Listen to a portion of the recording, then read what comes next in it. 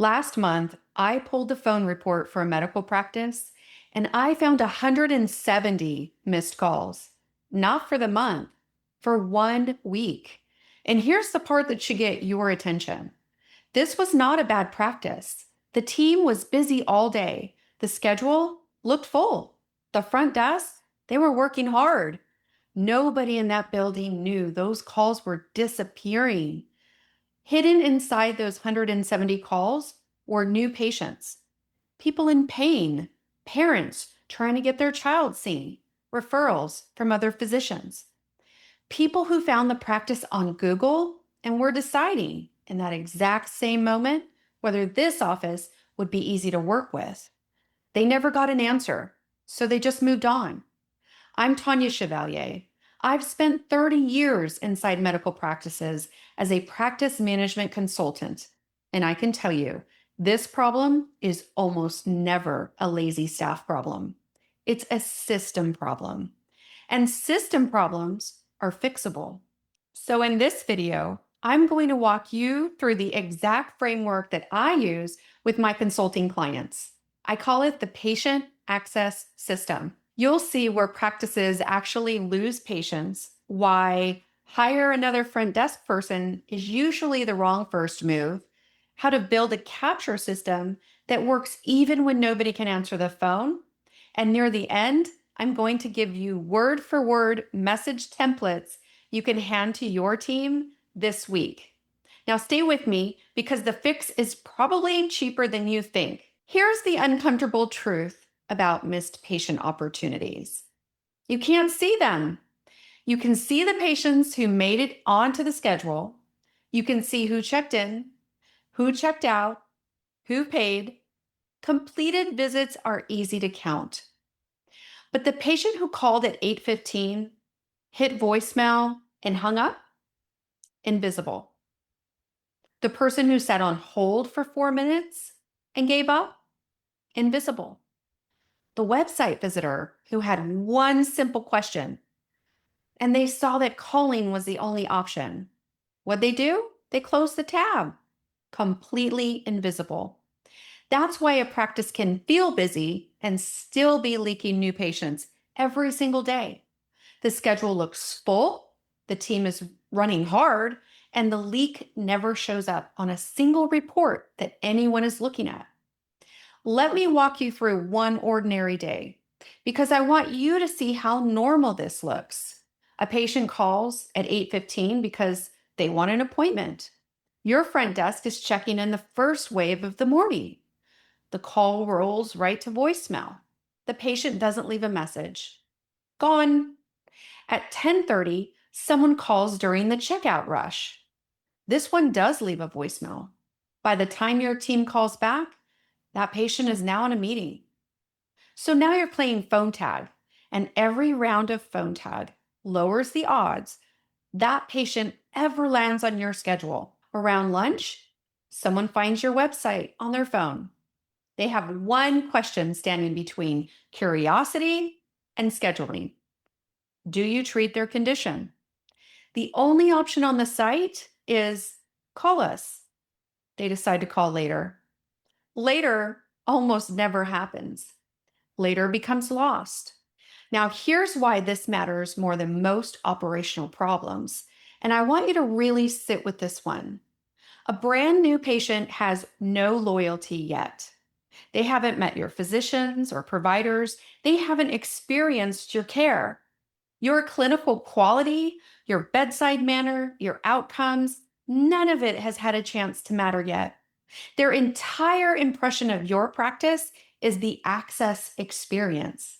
Can I reach them? Do they respond? Is this going to be easy? Do they seem like they care? A great provider can lose a patient before the first visit ever happens. Not because of the care, because the patient couldn't get through. And when someone is in pain or worried about their kid, silence feels bigger than it really is. A missed call feels like nobody cares. A 2-day callback feels like disorganization. That may not be fair to your team, but it's the reality of how patients decide. So here's the reframe I want you to carry through the rest of this video. This is not a phone problem. It's not a front desk problem. It's a patient access problem. Patient access is the entire path a person has to travel to reach your practice, get a response, and understand their next step. And right now, in most practices, that path has exactly one lane: a live phone call, answered at the exact moment your busiest employee happens to have a free hand. That's not a system, that's luck. Now, when a practice finally sees this problem, there is one solution everybody reaches for first. And most of the time, it's the wrong first move. Let me show you why. When the phones feel out of control, the first sentence out of almost everyone's mouth is the same: we need another front desk person. Sometimes that's true. Some teams do genuinely need more people because they're short staffed. And I've told clients exactly that. But before you post the job, I want you to ask a better question. Are we short on people? Or are we forcing every patient through one narrow door? Those are two completely different problems, and they have two completely different price tags. Let's do the math out loud, because this is where physicians and practice owners usually lean in. A front desk receptionist in most markets runs $20 or more an hour. But the hourly rate is the smallest part of the cost. Add in payroll taxes, benefits, PTO, training time, management time, a workstation, coverage when they're sick, turnover risk, which in medical front office roles is real. The true cost of that hire is always much more than the number on the offer letter. And here's what that new hire cannot change, no matter how good they are: one person can answer one phone call at a time. That's not a training issue. That's physics. So when the phone rings while a patient is standing at the front window and another is checking out, something still waits. Usually it's the phone. Voicemails pile up, callbacks lag, patients call again, which adds even more volume. Now your team isn't just handling new calls, they're rehandling the calls they already missed. That cycle burns people out fast.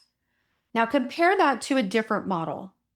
A trained healthcare virtual assistant typically runs $12 to $14 an hour, depending on the service model. No payroll taxes in most arrangements, no benefits load, no desk in your building. That gap alone is significant. But the cost is honestly the less interesting part of this. The interesting part is the workflow. Your in office front desk person is interrupted constantly. Patient at the window, question from the clinical team, payment to collect, a form to fix. They are, by design, the most interrupted person in your building. A VA assigned to patient access does one job: manage the conversations trying to get in. And here's the multiplier: a phone call locks one person into one conversation. Text does not. So one trained VA with approved templates can manage several conversations at the same time. One patient is sending a photo of their insurance card, another confirming an appointment time, a third might be asking whether you treat heel pain. None of those needs a live phone call. They need a clear response and a next step. That changes the math. It also changes the patient experience, because a lot of your patients don't want to sit on hold. They're at work, they're with their kids, they're somewhere where they cannot discuss a medical issue out loud. Giving them a text option isn't less personal. For many of them, it's more convenient and more respectful of their day. Now, let me be very clear about something, because I know what some of you are thinking. This is not about replacing your front desk. Your in-office team still owns the patients inside your building. The warm greeting, the live calls when possible, the complex conversations, the VA owns something different. The patients trying to get in. Front desk, patients in the office. VA, patients trying to reach the office. When those two roles are clearly defined and working together, you capture more opportunities without piling every ounce of pressure on the one person sitting closest to the phone. So the real question was never, should I hire or should I get a VA? The real question is, what does the system around these people look like? Because a VA dropped into chaos, it just gives you cheaper chaos. Let me show you the actual system. This is the core of today's video. Here's the patient access system. It's 4 moves. I'll walk you through each one, then I'll show you the whole thing running on a real example. Capture, convert, route, and close. Here's move 1. Capture.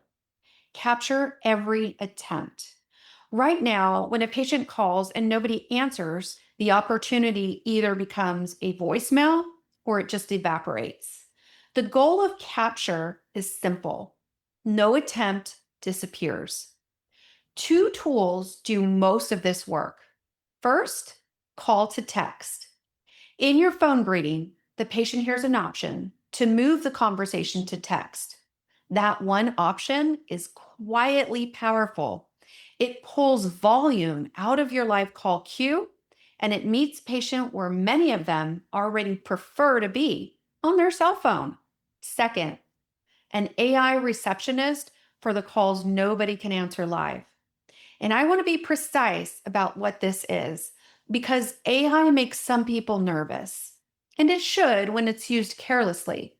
The AI is not diagnosing, it's not giving medical advice, it's not pretending to be your doctor. Its job is deliberately small. Who is calling? New or established?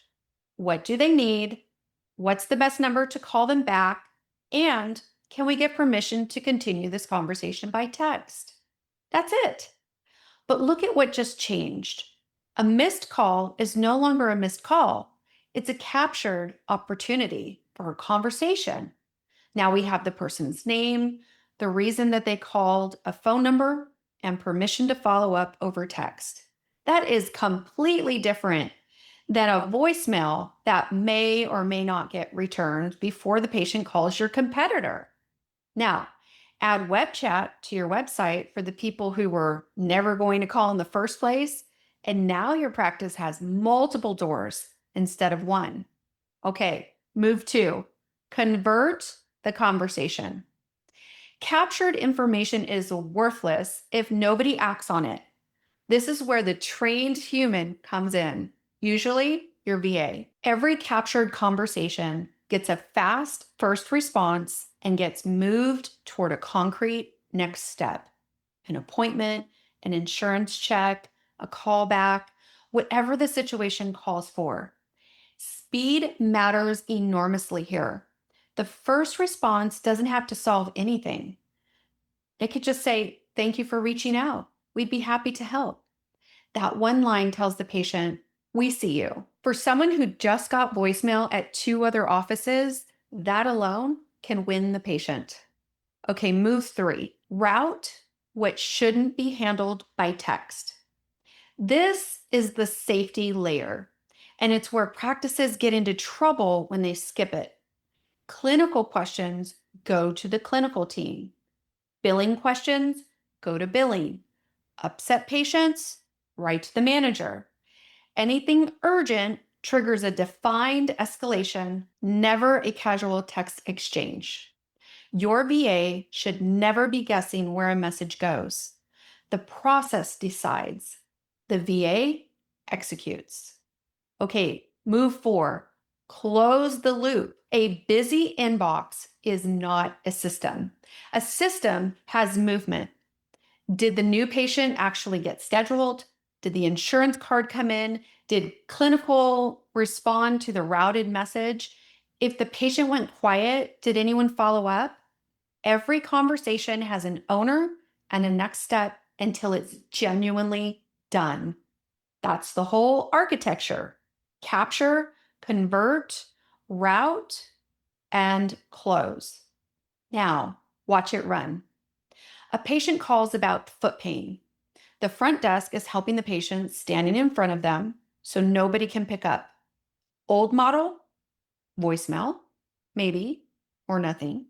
New model, the AI receptionist answers, collects the basics, and the patient agrees to text.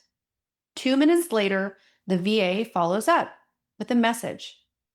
Thank you for reaching out. We'd be happy to help. I see here that you're a new patient.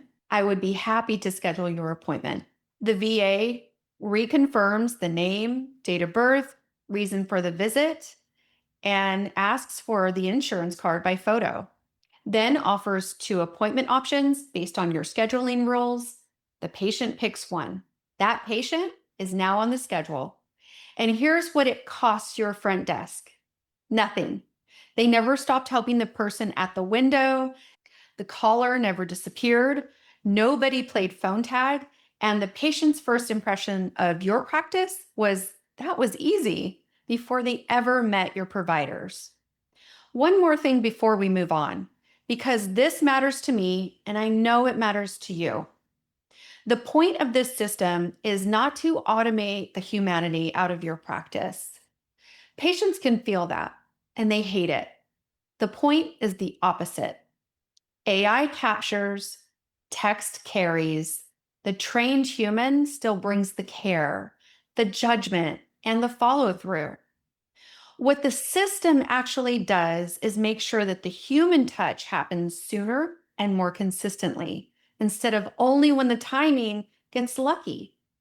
Now, everything I've just described lives or dies on one thing: whether the person running those conversations actually knows what to say. So let's talk about that, because this next part is the part I'd grab a pen for if I were you. A virtual assistant is not someone who checks messages. If that's the job description, the system will get messy within a month. The VA has 5 responsibilities: respond fast, collect the right information, use approved language, route what needs routing, and close the loop. The piece that holds all 5 together is approved language, templates.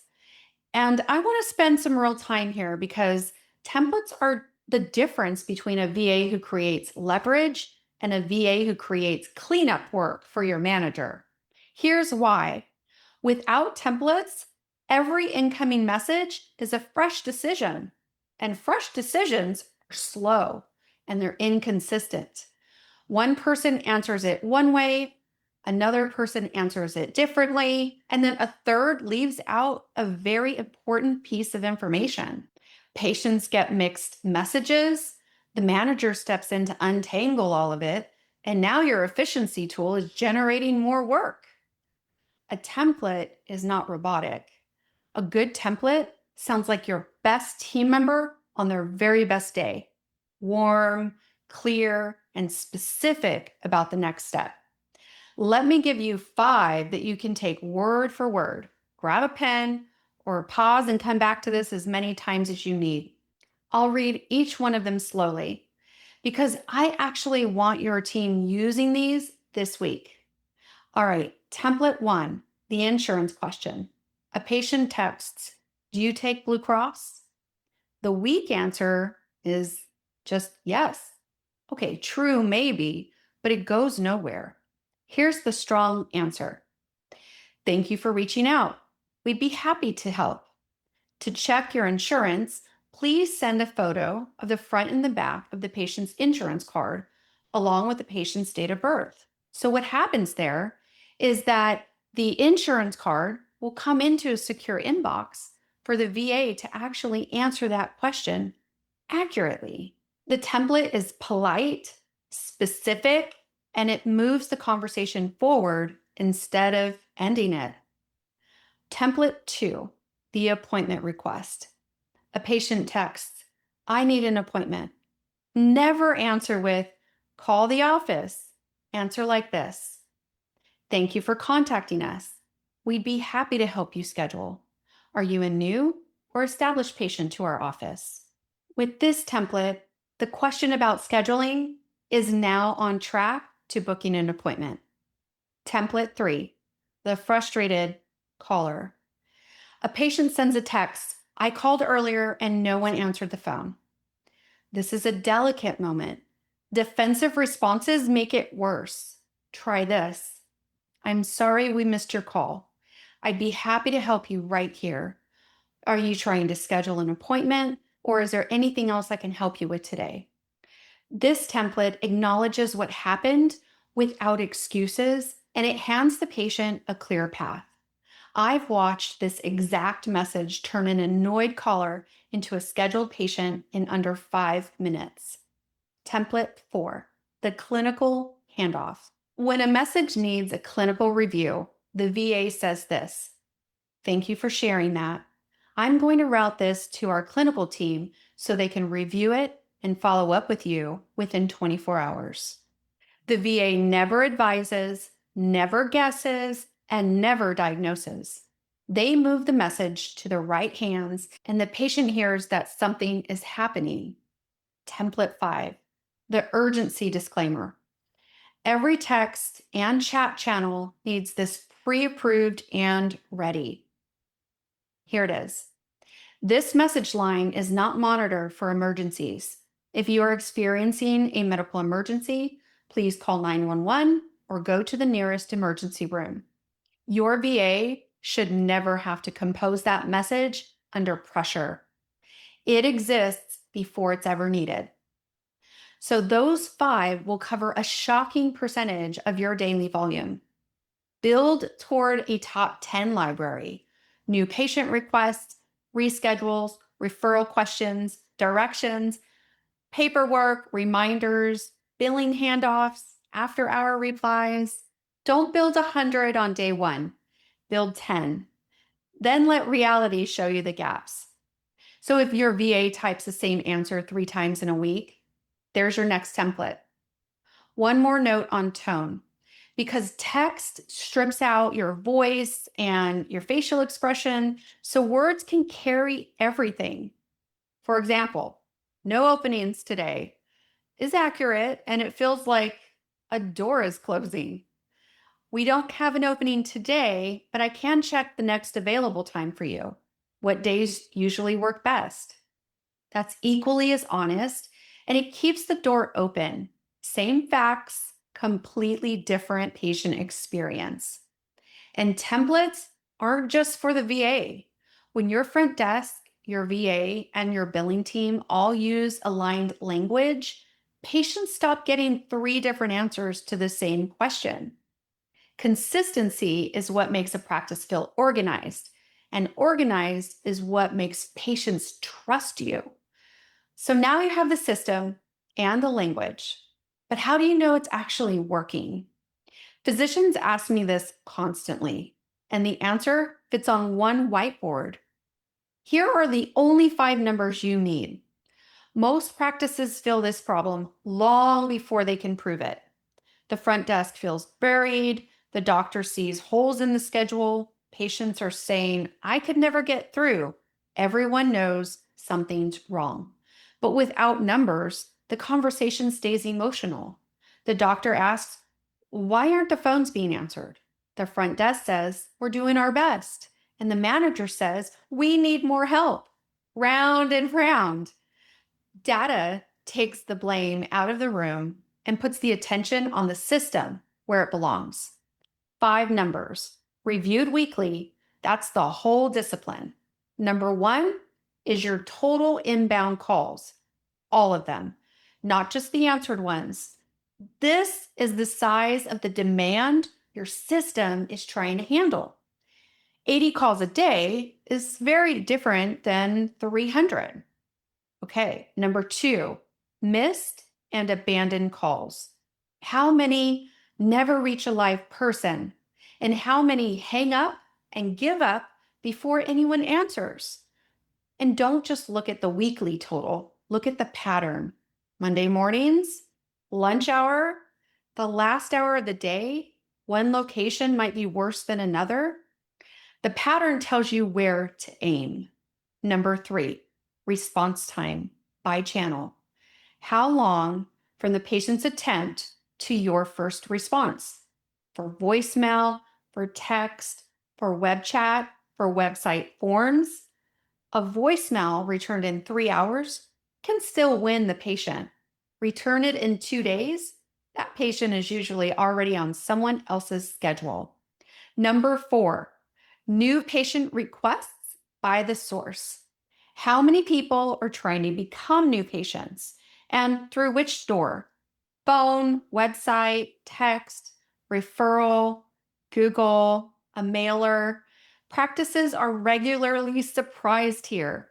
Some are spending real money on marketing while missing the very calls that marketing generates. Oh, that one is painful to discover and completely fixable once you can see it.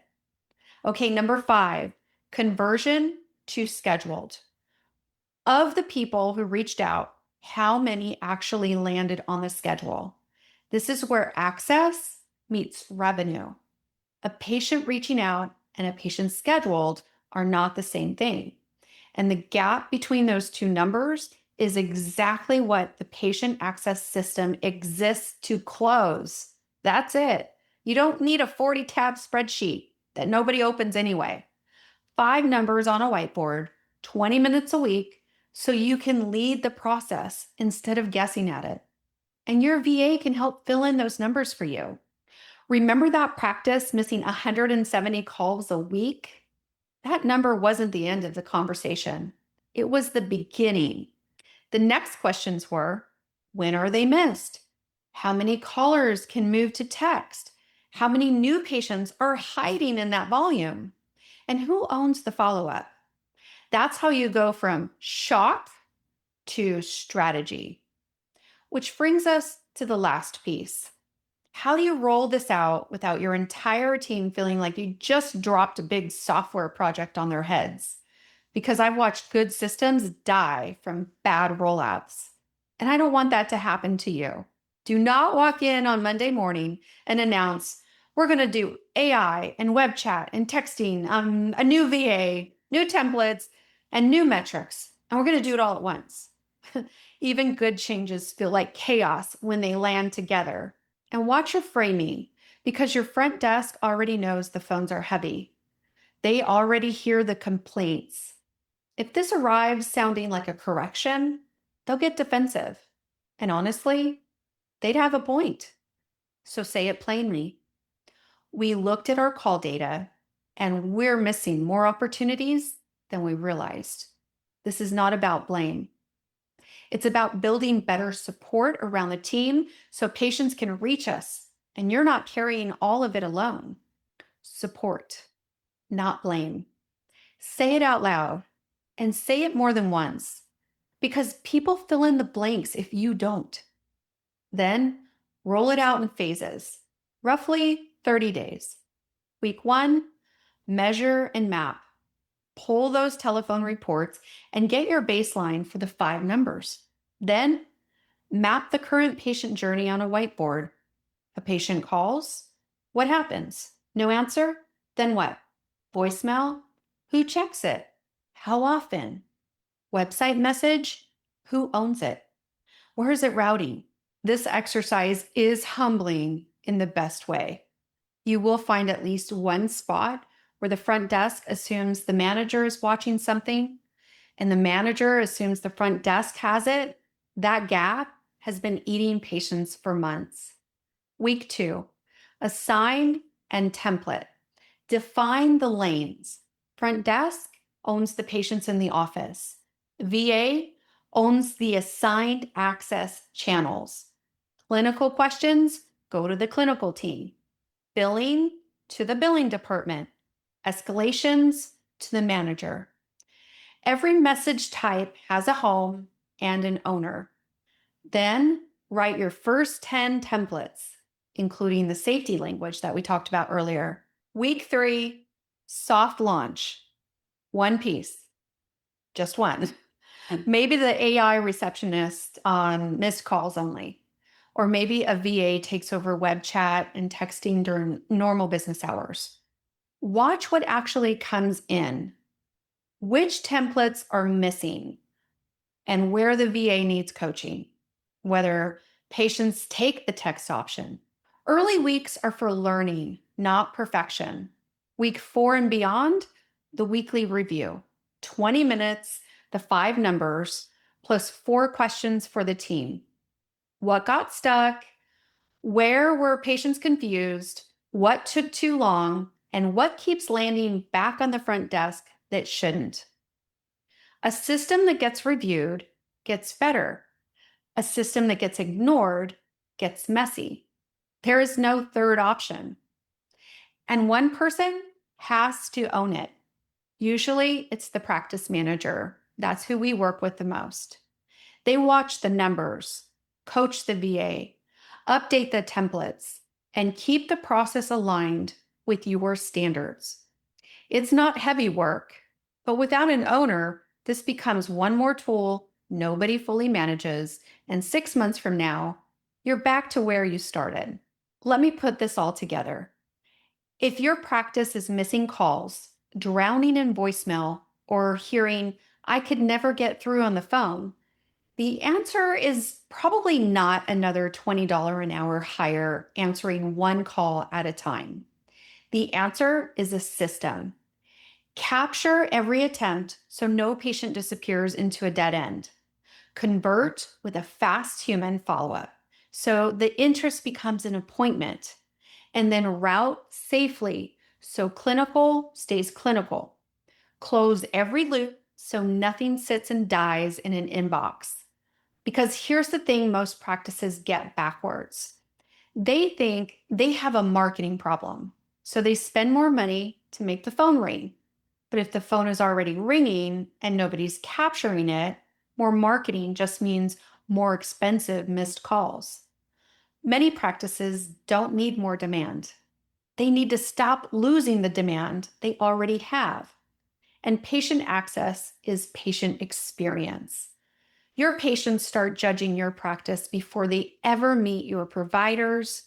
And when reaching you feels easy and organized, they walk in the door already trusting you.